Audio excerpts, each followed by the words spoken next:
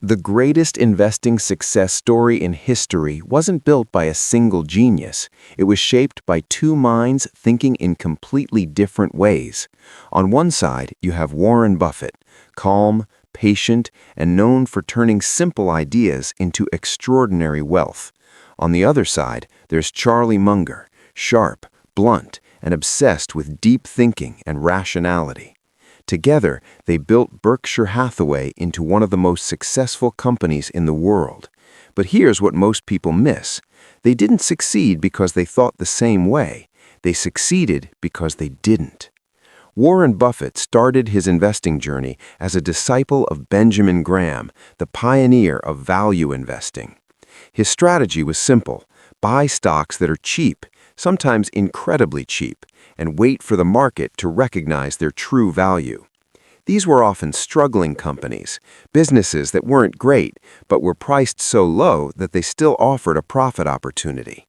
Buffett once described this approach as cigar butt investing, like finding a discarded cigar on the street with one last puff left in it. It worked, it made money, but it had limits. Then came Charlie Munger. Munger looked at Buffett's strategy and saw a flaw. Yes, buying cheap companies could generate returns, but it also meant constantly searching for the next undervalued opportunity. It wasn't scalable, and it wasn't efficient. Munger believed in something very different. Instead of asking, "Is this cheap?" he asked, "Is this business truly great?" He pushed Buffett to stop buying mediocre companies at bargain prices and start buying exceptional companies, even if they weren't dirt cheap. That one shift changed everything. It led to investments in companies like Coca-Cola and Apple Inc., businesses with strong brands, loyal customers, and the ability to grow for decades. These weren't quick wins. They were long-term machines. And that's where the magic of their partnership begins. Because while Buffett is known for simplicity, Munger is known for depth. Buffett likes rules, clear, understandable principles that anyone can follow. He believes investing doesn't need to be complicated. In fact, he often says complexity is the enemy.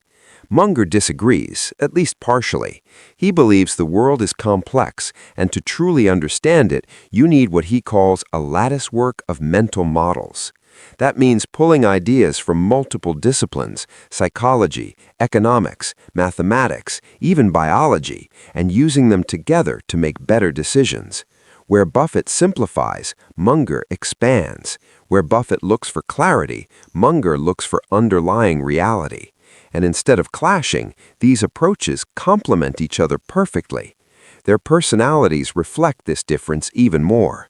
Buffett is famously friendly, optimistic, and easygoing. He tells stories, cracks jokes, and explains investing in a way that feels almost effortless. Munger, on the other hand, is direct to the point of being brutal. He doesn't sugarcoat anything. If an idea is bad, he'll say it immediately, sometimes in just a few words. And that's exactly what Buffett needed, because no matter how smart you are, you have blind spots. Buffett's optimism could lead him to overlook risks. Munger's skepticism makes sure he doesn't. It's a balance. Optimism meets realism. Confidence meets caution, and that balance shows up clearly in how they make decisions. They don't rush, they don't chase trends, they don't make hundreds of small bets. Instead, they wait, sometimes for years. They sit on cash, watch the market, and do nothing while others are constantly buying and selling. And then, when the right opportunity appears, they act decisively. They make big, concentrated investments in businesses they truly understand. That's why their portfolio isn't filled with hundreds of companies. It's focused, intentional, built on conviction. One of the most important aspects of their decision-making is something almost no one talks about: ego, or rather, the absence of it. In many partnerships, disagreements turn into power struggles, but not here. If Munger thinks Buffett is wrong, he says it. If Buffett disagrees, he pushes back.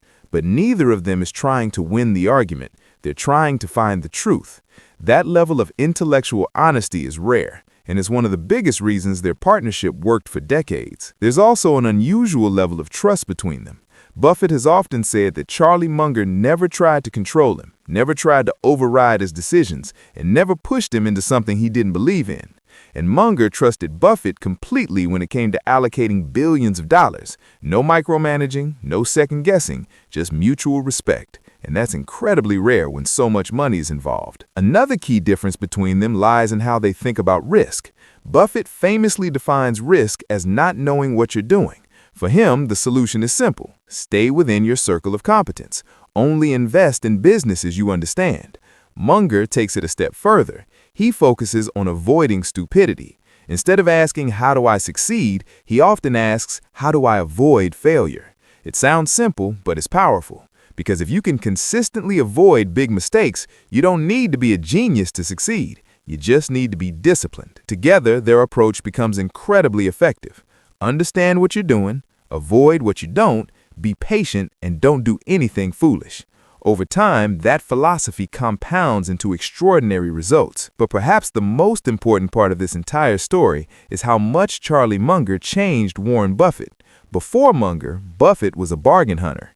After Munger, he became a business owner.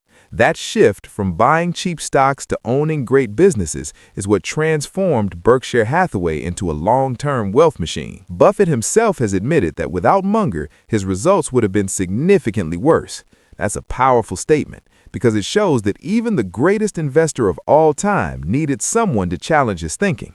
And that might be the biggest lesson of all.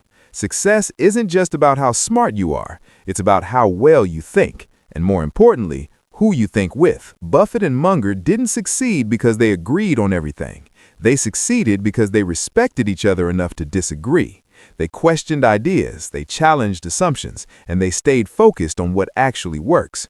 So when you think about their story, don't just see two billionaires who made a fortune. See a partnership built on contrast, simplicity and complexity, optimism and skepticism, patience and precision, because that's where the real power is. Not in thinking the same, but in thinking better together. If you enjoyed this breakdown, make sure to subscribe to Streamline Everything for more deep dives into money, psychology, and success. And remember, it's not about being the smartest person in the room. It's about thinking better than you did yesterday.